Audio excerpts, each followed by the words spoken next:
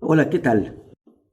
Te doy la bienvenida a este espacio llamado Una pausa en el camino, que es un programa dedicado al estudio diario de la lección de escuela sabática con una aplicación práctica para la vida. Mi nombre es David Manrique y soy pastor en la Iglesia Hispana de Toronto, aquí en Canadá. ¿Qué te parece si comenzamos con una oración?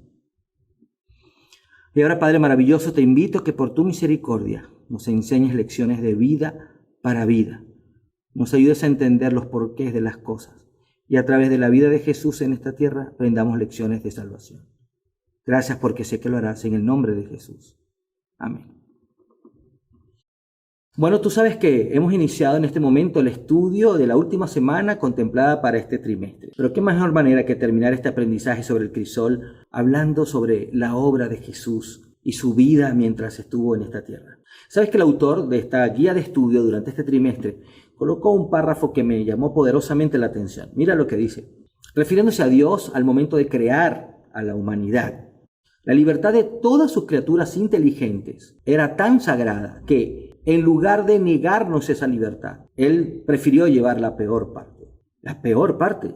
¿Acaso la peor parte no la llevamos nosotros con tanto sufrimiento en esta tierra? Pues no. Se me ocurre pensar 3 motivos por el cual Dios llevó la peor parte al momento de crearnos de manera voluntaria y decidida. En primer lugar, fíjate, Dios nos creó aún conociendo de antemano que la elección de sus criaturas sería muy distante a lo que Él quería para nosotros. Es decir, sus hijos, quienes fuimos creados por Él, nos volvimos contra Él. Hagamos un ejemplo. Me imagino que tú deseas lo mejor para tus hijos, ¿verdad? Y te has dedicado en darle lo mejor, la mejor educación espiritual, académica, le has dado los mejores valores, los mejores principios. Y tú guardas la esperanza de que tus hijos sean hombres y mujeres de bien. De hecho, los ves encausados. Y cuando ves que algo no va bien, te preocupas muchísimo. Pero el hecho de no saber lo que va a pasar al final, te da siempre esperanza de que las cosas van a ir mejor. Mira, Dios sabía que nosotros nos rebelaríamos contra Él. Y esto es algo sumamente impactante para mi mente. Me imagino que para la tuya también. Él sabía lo que iba a pasar y aún así decidió crearnos. No le importó. Estuvo dispuesto a hacerlo. Toda una vida de desencantos con el hombre, como dice en el mismo libro de Génesis, que utiliza un verbo bien particular cuando dice que Él se arrepintió de haber creado al hombre. Obviamente no se arrepintió, sino que le pesó mucho.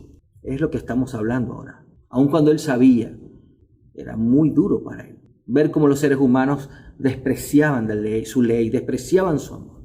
Así que yo creo que este primer motivo es algo que nos muestra que Él llevó la peor parte. Pero hay un segundo motivo, y es que durante toda la historia de la redención, Dios ha llevado en silencio, ha soportado en silencio las acusaciones por parte de Satanás de que Él es injusto y manipulador de la mente humana. Bueno, realmente Dios no lo ha llevado en silencio. Dios ha hablado. Y siempre ha impuesto su autoridad. Al fin y al cabo, Él es Dios. Y tú vas a encontrar esto en un diálogo que tuvieron Dios con Satanás en el libro de Job, ¿recuerdas? Cuando estaban analizando la vida de este gran hombre. Y Satanás lo acusaba. Y le decía, claro, Job, ¿cómo no te va a adorar si todo tú se lo das a Él? Y mira lo que hizo Dios. Le dio un espacio a Satanás para que probara a Job. Algo que no podemos entender plenamente. Pero de alguna u otra manera, el Señor acompañó a Job en el silencio hasta los últimos capítulos cuando Él se manifiesta con fuerza. Y así ha hecho a lo largo de la humanidad. ¿Cuántas personas a lo largo de la historia han reclamado a Dios, le han gritado, lo han insultado porque dicen que por causa de Dios todo lo que está sucediendo a sus vidas los está destruyendo? En algún momento tú y yo lo hemos pensado. E incluso nosotros que amamos a Dios a veces pudiésemos malinterpretar la obra de Dios en nuestras vidas cuando decimos, bueno, era la voluntad de Dios que yo muriera. No. La voluntad de Dios es que todos seamos salvos y tengamos vida eterna. La voluntad del Padre cuando nos creó era que fuéramos felices para siempre. Pero Satanás ha hecho muy buen trabajo haciendo creer a los seres humanos que fue por culpa de él, por causa de él, que estamos sufriendo. Pero el tercer motivo por el cual yo te digo de que Dios está llevando la peor parte, no es otra que sabía que continuar con este plan de salvación implicaba entregarse a sí mismo en la persona de Cristo. Ahora, hay un debate que se escucha con frecuencia cuando algunas personas intentan preguntarse si realmente Dios le dijo a Jesús que viniera a este mundo a vivir en medio de nosotros, o si por el contrario Jesucristo se ofreció voluntariamente. Yo creo que fueron ambas. La Biblia dice inclusive en el libro de Filipenses que Jesucristo, siendo en forma de Dios, no le importó ser igual a Dios. Para él no era la prioridad mantener su autoridad como Dios. Eso somos tú y yo, seres humanos, quienes en más de una oportunidad vemos cómo pareciera flaquear la autoridad que tenemos sobre otros. Pero Dios no lo necesita. Al menos su carácter ha demostrado de que no es así. A él no le importó venir a este mundo. Óyeme, pero qué momentos tan difíciles, qué momentos tan penosos debió haber vivido el Padre al ver cómo sufría Jesús, a ver las historias de desencanto, al escuchar cómo Jesús le contaba en todo momento, muy temprano en la mañana, a lo largo del día y en la noche, las historias de desencanto, de tristeza, cuánta gente él sanaba, y sabiendo de que muchos de ellos algún día lo entregarían. Mira, lo más difícil fue que Dios se entregara a sí mismo. Hubiese sido muy fácil no creerlos. Hubiese sido mucho más sencillo antes que pasar por esta tremenda experiencia. Pero aún así, Dios la llevó adelante. Él decidió, Él entendió, Él comprendió y Él se empeñó en amarnos, aún cuando Él mismo tuviera que entregarse a sí mismo.